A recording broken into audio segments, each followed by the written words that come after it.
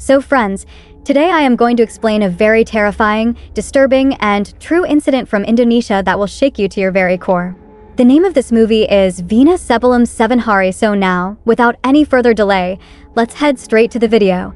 The story begins with a note that is enough to disturb and break our hearts, as this film is based on the real accident of 2016.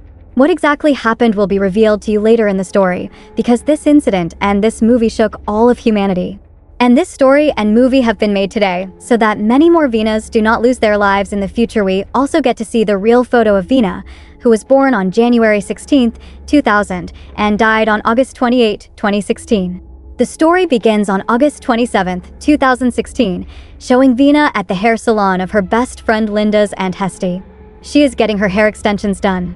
She asks to take her cut hair with her. To this, Aunt Hesti says that hair is essentially dead after being cut, and these dead hairs are what extensions are made of, which are then put back into the hair. Vina finds this fact a bit gross and creepy. Just then, Linda and Nurul arrive. Nurul finds the salon quite creepy, so she leaves quickly. This was because Hesti was also a shaman. Vina and Linda talk a little, where Linda asks her about a boy named Iji who liked Vina. Vina says she taught Iji a lesson, and he won't bother her again. After a while, they both go out for a walk. They stop to see a festival. Before leaving, Vina gives Linda a letter and tells her to read it when she misses Vina a lot. Now, it is getting late, and Vina's grandmother calls her. She says Vina's elder sister, Marlena's scooter, has a flat tire, so Marlena will be late. She instructs Vina to stay with Linda and absolutely not come home alone. Vina assures her that she won't stay out too late. After the call, Linda's neighbors, Deeden and Iki, arrive. Iki is actually Vina's boyfriend. Linda tells Vina that Iki is going in the same direction and Vina can go with him. He will drop her home, and she'll be safe. Vina agrees. Linda asks Iki to drop Vina home on his scooter, and he agrees since she is his girlfriend. Just then, a food vendor's utensils fall on the road, and Linda starts worrying about Vina, a bad omen in Indonesia. She asks Vina to take a cab with her, but Vina assures her that she will be safe and leaves with Iki. Linda leaves with Deeden on the way. Iki makes a delivery, as he is professionally a delivery boy, and a motorcycle gang notices them. Vina, scared of the gang, tells Iki to leave quickly. Further ahead on a flyover, a member of this gang hits Iki's head with a rod, causing his scooter to crash. All the boys from the motorcycle gang come down and surround them. Without any mistake or provocation, they start brutally beating Vina and Iki. Vina is hit repeatedly with a pole. The gang leaves them there. Now the next day arrives, and here begins the story of those 7 terrifying days of Vina, the title of this movie. The next morning, we see police officer Indra and paranormal blogger / investigative reporter Danny at the crime scene. Vina's grandfather and father have arrived. Indra tells them that according to the primary investigation, it was an accident, as they did not find any other bike or car here. But Vina's grandfather did not agree. Danny also says that no pole was broken and Iki's bike is fine. It looks like an accident that just happened on its own. But Indra shoos him away. Indra tells Vina's grandfather that he has already sent Vina to the hospital a while ago. The grandfather arrives at the hospital, but by now, Vina and Iki have both succumbed to their injuries. We see Vina's funeral at her house, where everyone is very sad. Vina's grandmother is inconsolable. As for Vina's mother, she is in another country and cannot get travel permission, so she cannot attend. So, the grandmother performs Vina's last rites. She gives her the final bath and prepares her for burial. The cuts on Vina's face, her broken arms and legs, and the torn flesh break her heart. The grandfather cannot control himself and Vina's father is in a daze. He sits alone, trying to suppress his pain by remembering his daughter, her childhood, her happiness, and her memories of playing. Marlena comes and consoles him. Just then, we see Danny come home. By now, the news has spread everywhere that 2 people, a boy and a girl, died in a bike accident. But Danny does not believe this at all. He checks on Vina a little and looks at her social media profile. Suddenly, he hears Vina's painful voice saying, "Someone help me," which he dismisses as his imagination. Now comes the next day, the second day. We see Vina's funeral, where everyone is very sad. Linda did not come today, and Vina's family is looking for her, as she was Vina's best friend, so her presence was expected, but she didn't show up. Nurul is here. After Vina's last rites, her body is buried. We see Nurul go to meet Linda, who is very sad and disturbed. She says that nothing feels right to her. It doesn't feel like just an accident. Something else happened that has been suppressed. We then see Hesti, whom Danny has come to meet. He asks her a little about Vina. She tells him that Linda's mother and Hesti are sisters, and Vina is Linda's best friend, so her entire family is very close to Linda's. A day earlier, someone had stuck chewing gum in Vina's hair, so she came to get her hair extensions done, which is the scene we saw at the beginning. Danny then suggests that a motorcycle gang has been causing a lot of trouble, and their terror has increased significantly. Could that have anything to do with this? Hesti says she doesn't know anything about that, but she does say that she herself is a shaman, and her father was also a shaman. However, Linda's mother does not like all this, so she always keeps her distance. She further explains that after death, the human soul stays in this world for the next 7 days. During this time, it completes its unfinished business, such as taking revenge, expressing anger, or seeking justice. If this work is not completed in 7 days, the soul does not go to the afterlife and always wanders on Earth. She also says that before burying the body, some items, such as anklets, bracelets, and hair extensions, are removed so that the soul severs its connection with the body after burial. And we saw that Vina had gotten hair extensions done for the last time, which were not removed.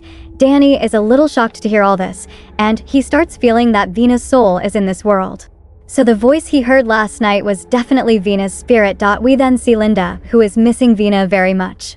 She has stopped eating and drinking and is sitting alone in her room, cut off from the outside world.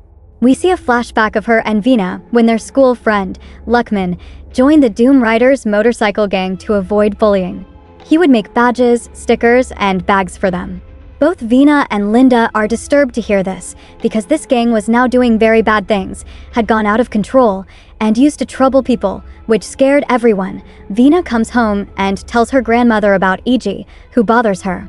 Her grandmother comforts her and advises her to face him bravely. Iji was actually the leader of this gang. Today, the grandfather comes home. He is a security guard, and there is blood on his uniform, which worries the grandmother. He tells her that the Doom Riders killed a soldier today, and he was helping him, so that's the soldier's blood. In the present time, the grandmother wakes up, missing Vina badly. She tells her husband that Vina's hands and legs were broken, and her whole body was covered with wounds.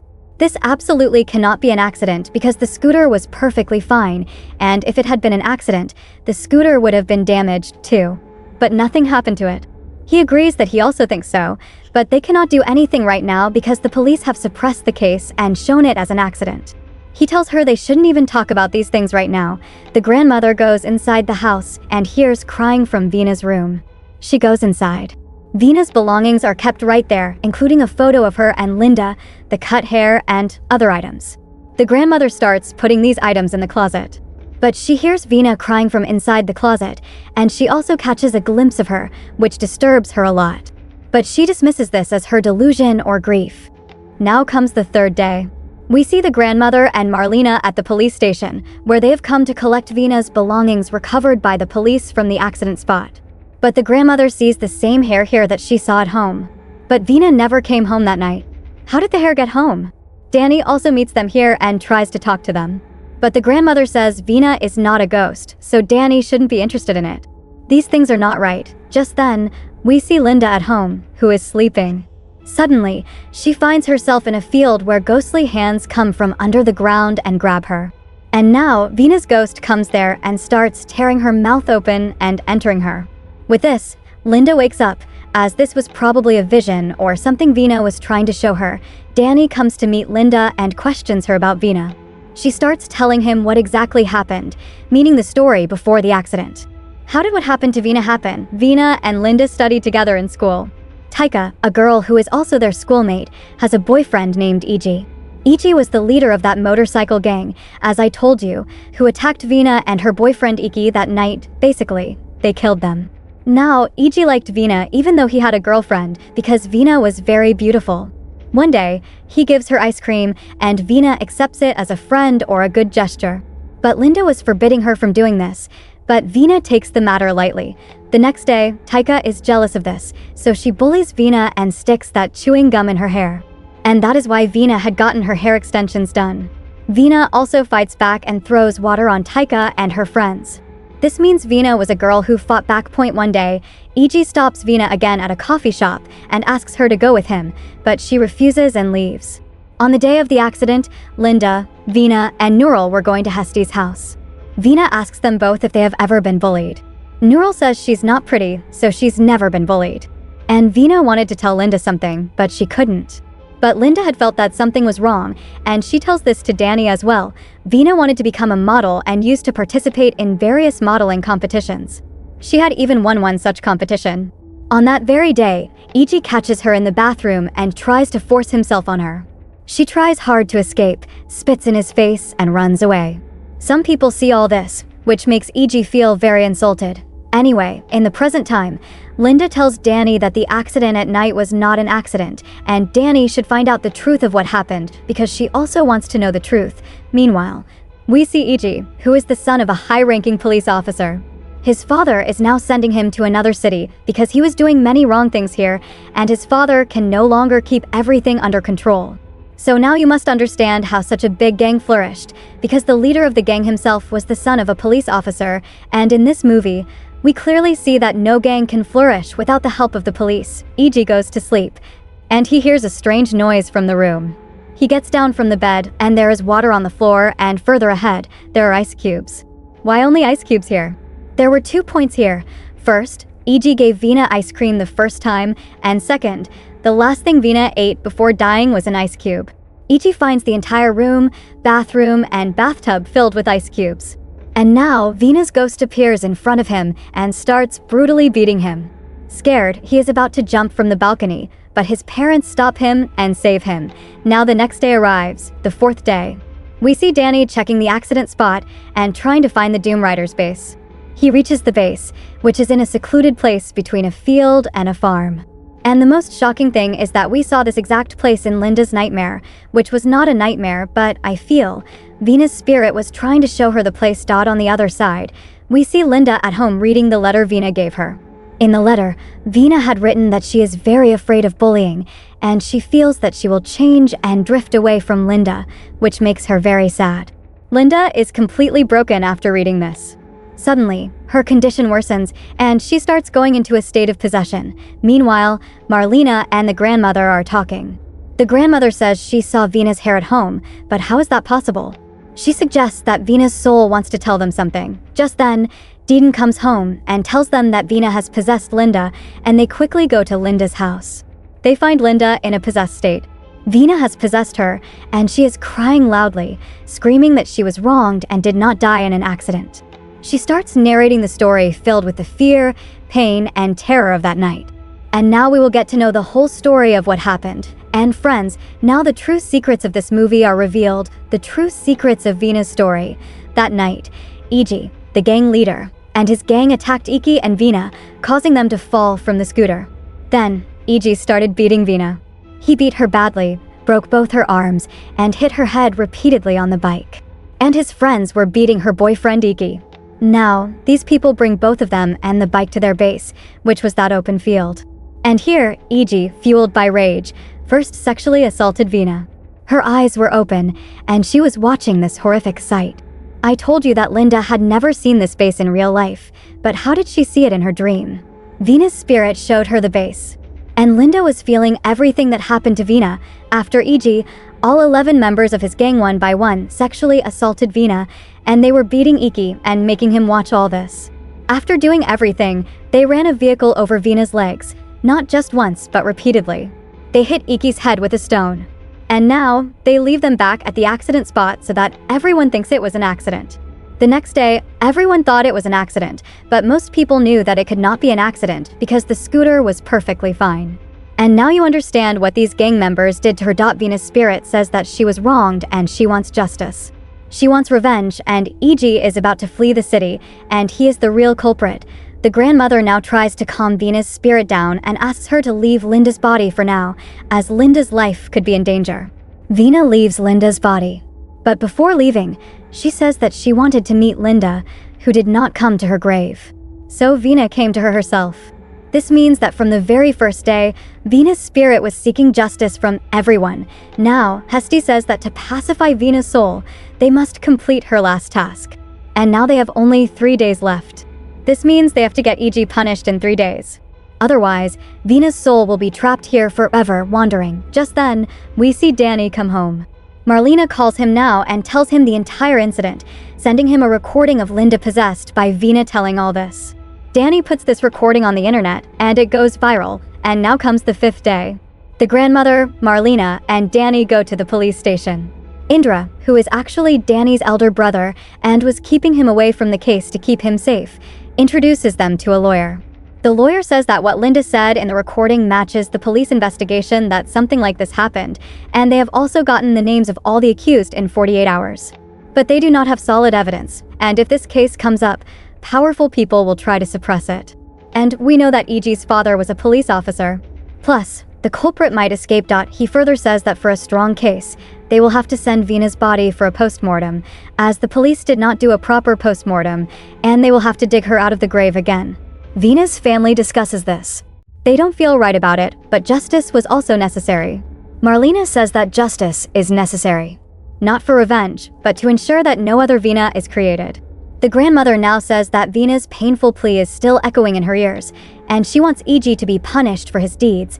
Well, at night, we see EG hiding in a resort. Vina's soul comes there and haunts him, brutally beating him, breaking his arms and legs, and then leaves from there. Now the next morning arrives, and today is the 6th day. Vina's body is exhumed for postmortem. And now, Vina possesses Linda again. She is feeling the pain and crying, asking to be freed from this pain. She asks them to remove the braces and hair extensions from her body so she can be free from her body. Indra now has both these things removed from her body, which frees Vina's spirit, and she leaves Linda's body. In the next scene, the post-mortem report arrives, and now the police raid and arrest 8 out of 11 people, 8 members of the gang. 7 out of the 8 are immediately sentenced to life imprisonment. But 3 people, including EG, were never found. It is possible that they ran away and are living somewhere by changing their identities. Or, if you think correctly, it is possible that Vina's spirit already killed them, EG and the 2 others, meaning she gave them the punishment for their deeds. Finally, at the end of the movie, we listen to the real Linda's possessed recording. It contains even more terrifying details, such as EG urinating on Vina and crushing her face. To prevent us from collapsing from the horror of watching and hearing this, the recording stops right there. And boom! With this, the movie Vina Before 7 Days ends here. So friends, this was a terrifying real horror story from Indonesia, and this case was so horrific that it badly shook Indonesia. Trust me, watching, recording, and writing this movie was quite heartbreaking and difficult for me and my writers. I mean, it was so horrifying that this movie was quite dangerous.